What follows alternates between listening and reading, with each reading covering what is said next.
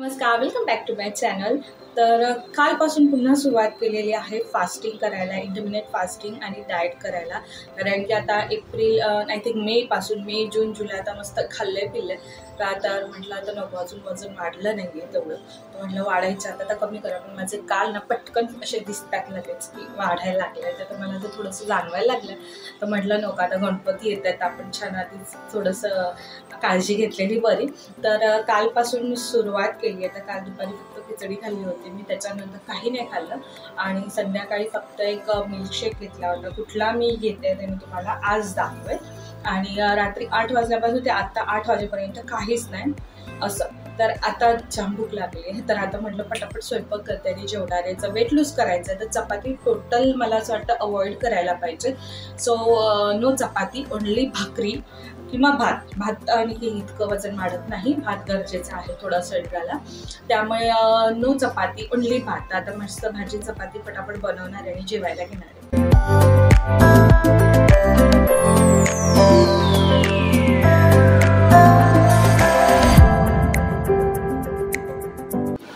तर हा आहे ना माझ्याकडे,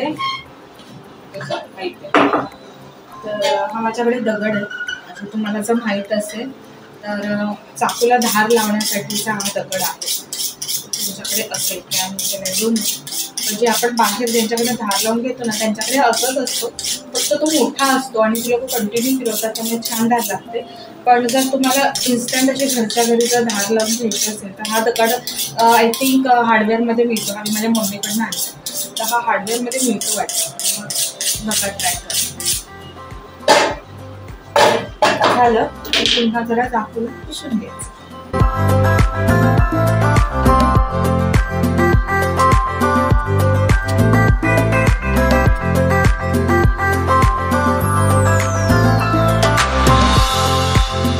ऑलमोस्ट भाजीची सगळी तयारी झाली आहे. तर आज मला तुम्हाला हे सांगायचं की आपण जे रिफाइंड ऑइल वापरतो ना त्यापेक्षा तुम्ही कोल्ड प्रेस ऑइल, म्हणजे आपलं घाण्याचं जे तेल असतं ना ते खरंच वापरायला पाहिजे.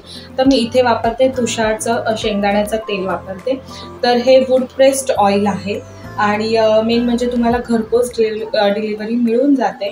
आणि मी आता लिटरली 3 ते 4 महिने वापरते आणि खूप अमेझिंग रिझल्ट आहे. म्हणजे मला 2 लिटर फक्त 1 ते 1.5 महिना आरामशीर पुरतं, म्हणजे इतकं कमी तेल लागतं ते. आणि जे आपण रिफाइंड ऑइल आहे ना ते आपल्याला म्हणजे मला असं वाटतं की 3 लिटर 4 लिटर मला 1-1.5 महिन्याला लागत असेल, 1-1.5 महिना सॉरी. पण हे मला 2 लिटर 1-1.5 महिना आरामशीर जातं. म्हणजे एक बाटली अगदी महिन्याच्या शेवटपर्यंत संपते आणि नंतर मग मी दुसरी बाटली उघडते. मग ती जशी संपत आली तर मग मी ऑर्डर करते.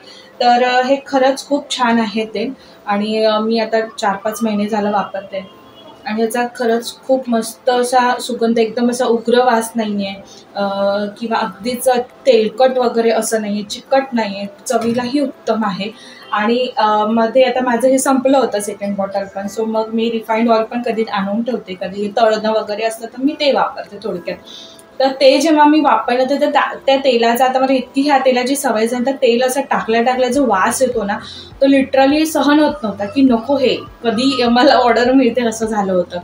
तर फायनली ते माझ्याकडे आले आहे, काल परवाच आले. त्याची काळजी घ्यायची असते. तर आपण जिथे 5-6 पिशव्या घेतो तर तुम्ही तुमच्या हिशोबाने आधी 1-2 लिटर मागवून बघा, ते तुम्हाला कसं वाटतंय ते बघा. आणि मला तरी असं वाटतं की त्याच्यापेक्षा हे ऑइल खरंच, म्हणजे आपण जे रिफाइंड ऑइल वापरतो ना त्याच्यापेक्षा हे खरंच चांगलं आहे. कारण की रिफाइंड ऑइलला भरपूर गाळून तुम्हाला ते रिफाइंड जे म्हणतात ना ते करून दिलेलं असतं. त्याच्यामुळे कुठेतरी आपल्याला आवश्यक ते जीवनसत्व असतात किंवा जे विटॅमिन्स असतात ते कुठेतरी गळलेच जातं. म्हणजे जिथे 10% मिळायचे तिथे 1 किंवा 2%च मिळत असतील कदाचित आपल्याला. पण जेव्हा वूड प्रेस ऑइल असतं ना ते आपल्याला डायरेक्ट ऑब्व्हियसली तेही गाळून देतात, की तुम्हाला अगदीच ते तसंच काढून देत नाही, पण ते कुठली प्रोसेस करत नाही त्याच्यावरती, जास्त केमिकल प्रोसेस म्हणा किंवा अजून दुसरी कुठली प्रोसेस नसते त्याच्यामध्ये. आता हे आपले जे रिफाइंड ऑइल असतात ऑब्व्हियसली ते भरपूर वर्षाचे त्याचं गॅरंटी, म्हणजे त्याचं जो एक्सपायरी डेट असते ना ती बरीच असते, 1 वर्षाची वगैरे असते. तर ऑब्व्हियसली त्याच्यावर काहीतरी रासायनिक प्रक्रिया होतच असतील किंवा काहीतरी ती लोक त्याच्यामध्ये ॲड करतच असतील ना. असं थोडी गाळलं तेल काढलं, गाळलं आणि तुम्हाला प्रत्येक पिशवीमध्ये पॅक करून दिलं असं तर नक्कीच होत नाहीये. आणि हे जे वूड प्रेस ऑइल असतं ना हे कसं आहे, तुमच्याकडे तुम्हाला डायरेक्ट समोर असं काढून देतं, जेवढ्याची गरज आहे तेवढंच तुमच्याकडे असतं. त्याच्यामुळे मला तरी हे खूप बेस्ट वाटतं. तुम्ही ह्याचा कलरही बघू शकता, अगदी येल्लो आहे. आणि सेम मी शेंगदाणे ऑइल बुडप्रेस जेव्हा बाहेर बघितले होते ते लिटरली वेगवेगळ्या रंगाचे होते. तर मग म्हटलं नको, हे मागवून बघूया. आणि हे खरंच खूप बेस्ट आहे. जर तुम्हाला पाहिजे असेल तर मी ह्याचा कॉन्टॅक्ट नंबर आणि खाली डिटेल्स तुम्हाला सगळे देईन. तुम्ही कॉल करून तुम्ही विचारू शकता आणि तुम्ही डायरेक्ट घरपोच हे मागवू शकता. डायरेक्ट जेवणाला सुरुवात करते. बाय द वे, हे जे ऑइलचं मी जे सांगितलं ते कुठली ॲडव्हर्टाइजमेंट वगैरे नाही आहे बरं का. नाहीतर मी या 3-4 महिन्यात तुम्हाला आधीच सांगितलं असतं. मला आता जेन्युइनली असं वाटलं की तुम्हाला सांगितलं पाहिजे, त्याच्यासाठी मी तुम्हालाही सांगते. चला आता मी पटापट भेंडीची भाजी करते. खूप सिंपल भाजी बनवते, जशी नेहमी तुम्ही म्हणून सांगितलं, फार कमी लागतं, म्हणजे बस इनफ आहे इतकं.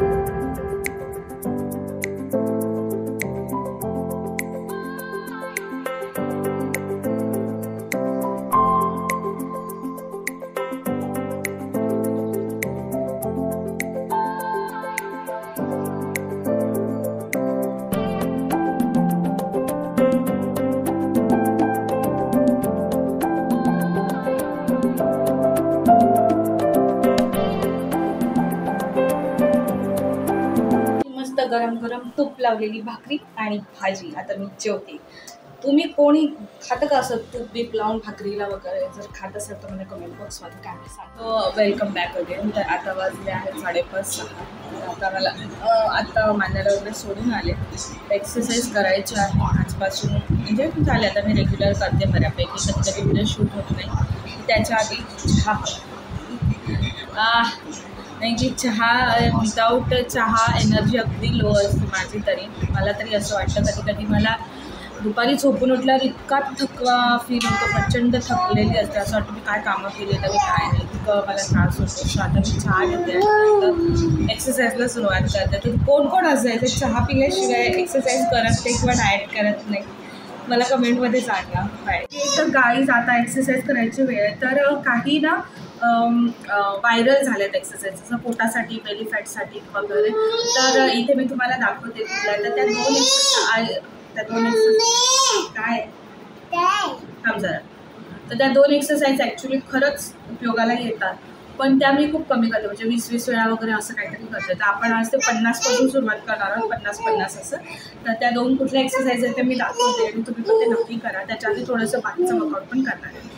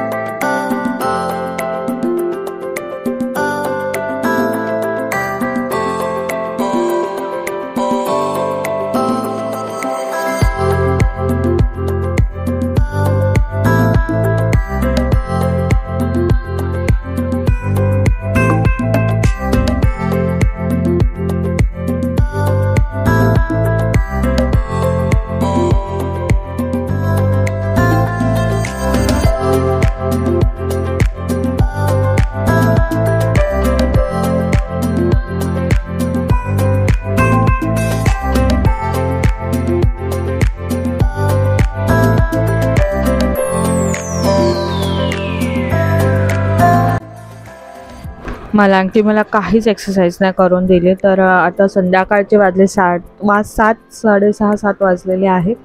तर मदन पण येतात. तर संध्याकाळी कसं ऑफिसमधून आलेले असतात, मान्य पण ट्युशनवरून येते, भूक लागलेली असते. तर म्हटलं चला आज आपण बटाट्याची भजी करूया. सो इथे बटाटे घेतलेले आहेत. बटाटे स्वच्छ धुवून वगैरे घेणार आहे आणि पाण्यात ठेवलेले आहेत. नॉर्मली बटाट्याची जशी साल काढतो त्याची साल काढून त्याला नंतर उभे कापून घेणार आहे.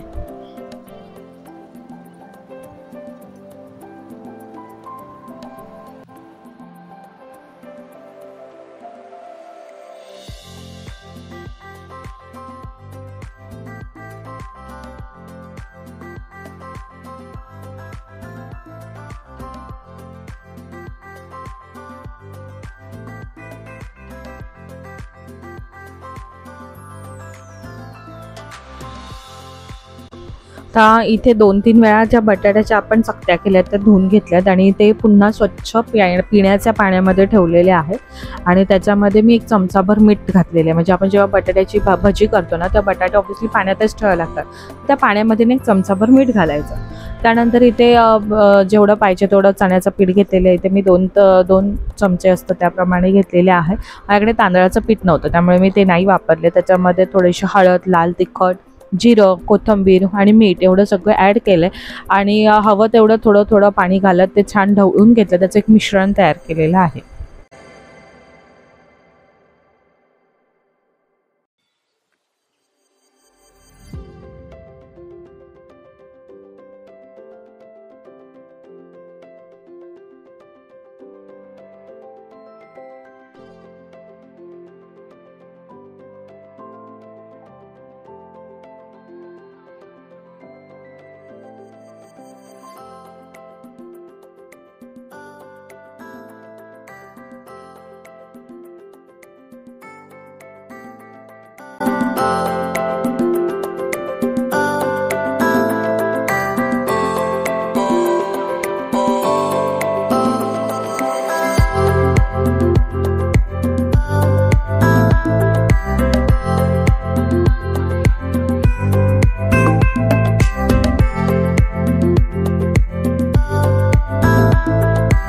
आपलं जे चण्याच्या पिठाचं मिश्रण आहे आता इथे रेडी आहे. आता आपण इथे बटाट्याची भजी बनवायला घेणार आहोत.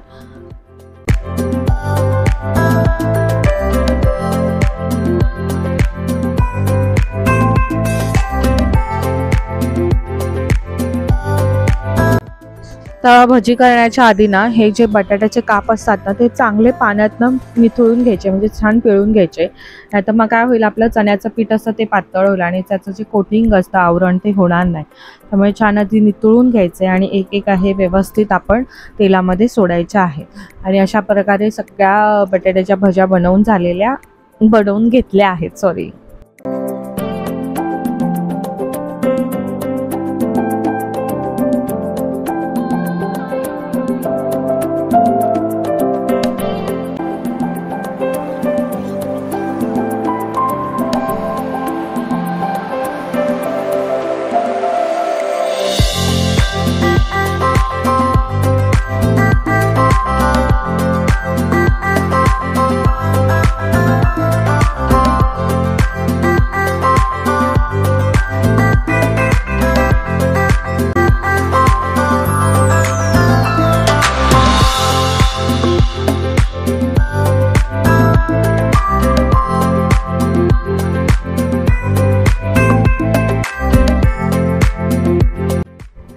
बाजूला तुम्ही जे पाहताय तिथे आखलंय ते ॲक्च्युली तिथे नारळाची करवंटी ठेवली आहे पेटायला. कारण की आता संध्याकाळ झाली तर जरा घरामध्ये मी रोज धूप करते, तर धूप फिरवते, तर त्याच्यासाठी नारळाची करवंटी ठेवलेली आहे. तर ती थोडी पेटायला ठेवलेली आहे गॅसवर जाळीवरती, त्यामुळे तुम्हाला तिथे आग दिसत असेल.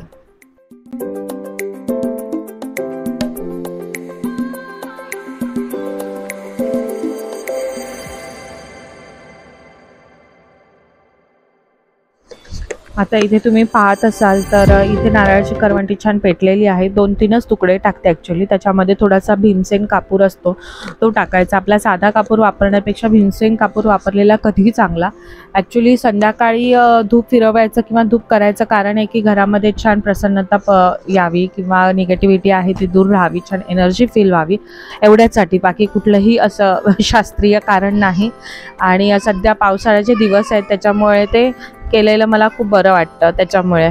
तर हा जो मसाला आहे हा धूप मसाला आहे. तुम्हाला कुठल्याही स्टोअरमध्ये मिळेल, जिथे पूजेचं सामान मिळतं तिथे. एक थोडासा चमचाभर टाकला की तो छान धूर पसरतो आणि छान आपल्याला ते सगळे मसाले असल्यामुळे त्याचाही खूप छान सुगंध घरामध्ये फिरतो. तर इथे बटाट्याची भजी मस्त झालेली आहे, तुम्ही बघितली. तर आता मान्याला आणि मलांकला देते. मलांक एवढं खात नाही, त्याला एक पाव आणि हे द्यायला लागतं मान्यासारखं, नाही तर मग तो तिला खाऊन देत नाही, असं आहे. मी आता मान्याला व्यवस्थित आता बटाट्याची भजी आणि पाव खायला देते. संध्याकाळी आता ट्युशनवरून आलेली आहे ती.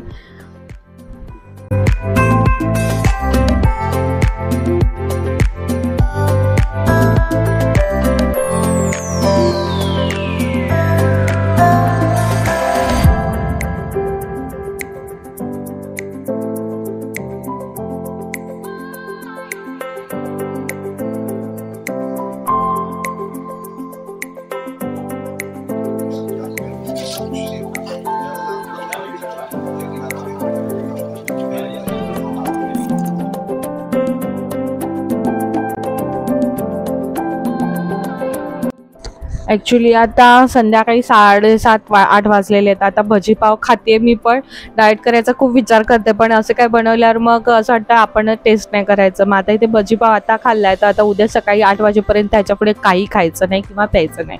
त्याच्यामुळे मग असं हे इंटरमिटेंट फास्टिंग होतं आहे.